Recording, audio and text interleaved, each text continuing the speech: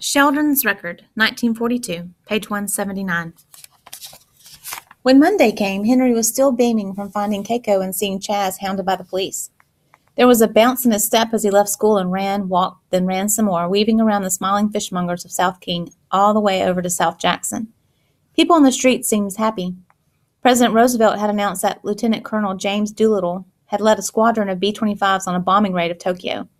It seemed that morale had been boosted everywhere. When asked where the planes had launched from, the president had joked, telling reporters that he'd come from Shangri-La, which happened to be the name of a jazz club Henry wandered by on his way to find Sheldon.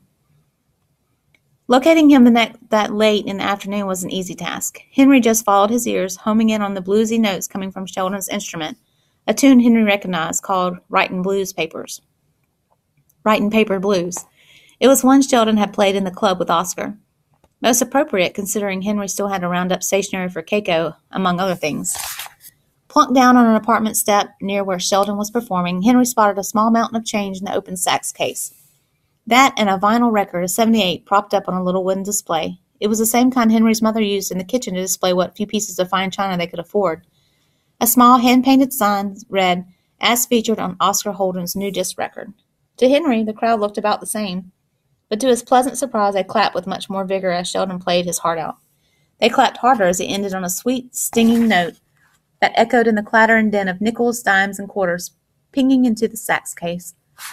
The mounds of coins was more money than Henry had ever seen, in pocket change anyway. Sheldon tipped his hat to the last of the crowd as they dispersed. "Henry, where you been, young man? Young sir? I haven't seen you running the streets on a weekend for 2-3 weeks now." It was true. Henry had been so busy at Camp Harmony and hiding the fact from his parents that he hadn't seen Sheldon since E-Day. He felt a little guilty about his absences. "I've picked up a weekend job at Camp Harmony. It's that place." I know all about that place. Been in the paper now for weeks. But tell me, how on God's green earth did you get this bit of intrigue come about this job? It was a long story, and Henry didn't even know the ending. "Can I tell you later? I'm running errands and I'm running late, and I need a favor." Sheldon was fanning himself with his hat. "Money? Take what you need," he said, pointing to the case filled with silvery coins. Henry tried to guess how much was in there, $20 at least, and $half alone, but that wasn't the flat, round object Henry needed. "I need your record." There was a moment of stunned silence. In the distance, Henry heard drums from a rehearsal upstairs at one of the other clubs. "That's funny. That sounded a lot like 'I need your record,'" Sheldon said. "It sounded a lot like 'I need your last record, the only record I own, of my own playing. The only record that was left at the music store since Oscar sold them out like hotcakes just last week." Henry looked at his friend, biting his lip. "Is that what I heard?" Sheldon asked, seemingly joking, but Henry wasn't entirely sure. "It's for Keiko, for her birthday." "Ah." Sheldon looked like he'd been stabbed. His eyes closed and his mouth screwed up in a grimace of pain. You got me right here." He patted his heart and crooked a toothy smile at Henry. "Does this mean I can have it? I can replace it. Keiko and I bought one together, but she wasn't allowed to bring it to the camp, and now it's stored somewhere. I can't get to it. It's probably lost now." Sheldon put his hat back on and adjusted the reed on his sax. "You can have it, only because it's for a higher power." Henry didn't pick up on Sheldon's jibe. Otherwise, he would have blushed horribly and denied that love was driving him in any way imaginable. "Thank you. I'll pay you back someday," he said. You go play that thing in the camp down there, you go. I kind of like the sound of that. It'd be the first time I ever played in a white establishment, even if for a bunch of Japanese folks. Bit of a captive audience." Henry smiled and looked at Sheldon, who was obviously waiting for a reaction to his pun. Henry tucked the record under his coat and ran, yelling back, "Thank you, sir. You have a fine day." Sheldon shook his head and smiled before warming up for another afternoon performance. Henry stopped by Woolworth's on the way home from school the next day. The old Five and Dime was unusually crowded, packed in fact. Henry counted 12 different booths, each selling war bond stamps. The Elks Lodge had a booth, so did the Venture Club. Each group had a giant craft paper thermometer showing how much they'd sold, each competing to outsell the others. One even had a life-size cutout of Bing Crosby wearing an Army uniform. "Make every payday bond day," a man yelled as he passed out slices of pie and cups of coffee. Henry waded through the crowd, past the bright red vinyl booths and spinning stools at the soda counter, heading for the back of the store. There he gathered writing paper, art supplies, fabric, and a sketchbook whose blank pages looked so promising of future unwritten. He quickly paid a young woman who simply smiled when she saw his button, then ran the rest of the way home, arriving maybe 10 minutes late. Nothing really. Not even enough time to give his mother pause.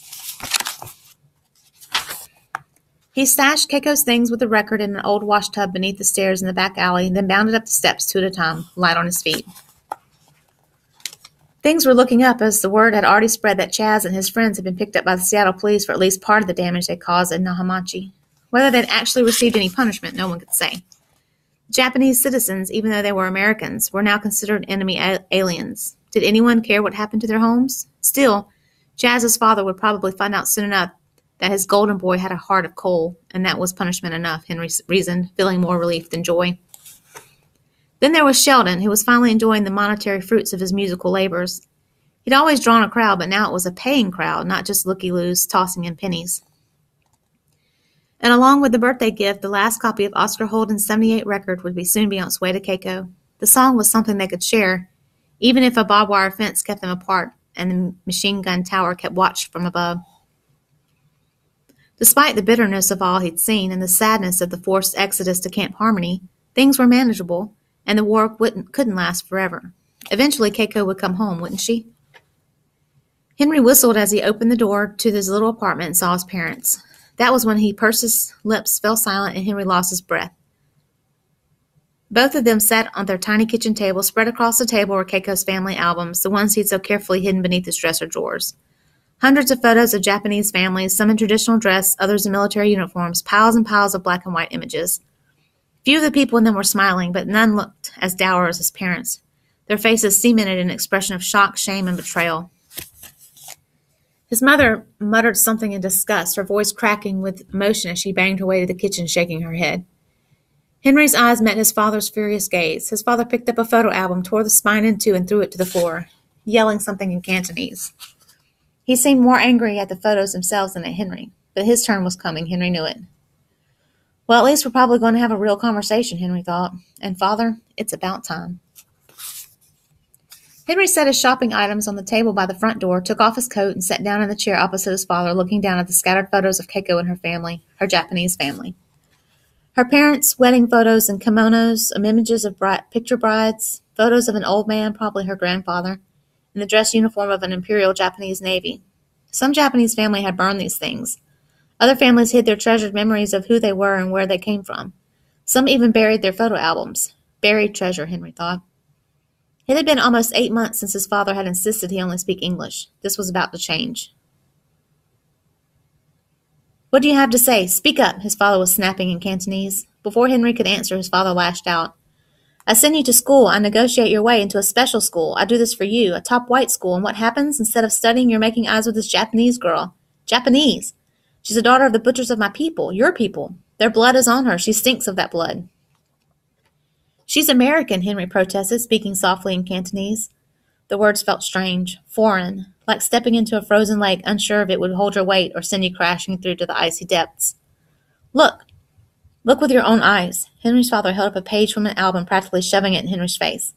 This is not American. He pointed to the image of a stately man in traditional Japanese dress. If the FBI find this here in our home, our Chinese-American home, they can arrest us, take everything.